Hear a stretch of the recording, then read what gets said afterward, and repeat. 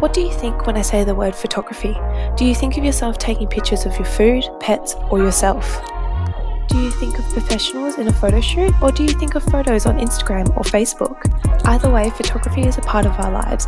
Whether it be in a digital form, archival form, or social networking, photos are a way to capture stories and communicate.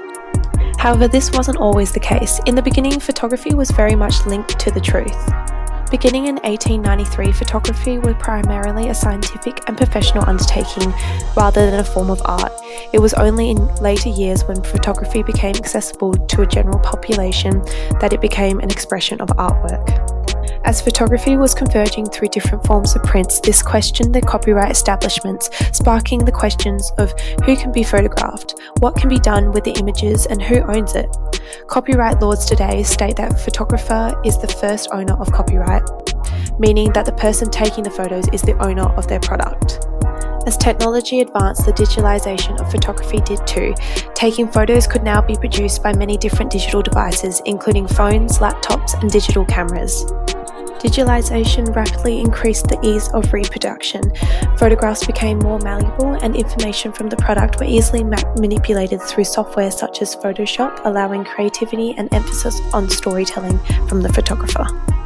With so many people having access to a camera, there was an increase in amateur work, which sparked the argument amateurs are potentially harming the professional industry of photography.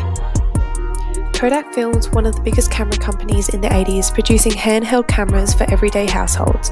However, due to the changes in digitalisation, Kodak did not adapt to the digital era and unfortunately filing for bankruptcy in 2012 in January.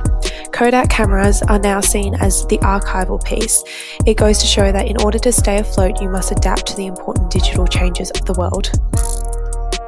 Photography was no longer a way to just capture family portraits.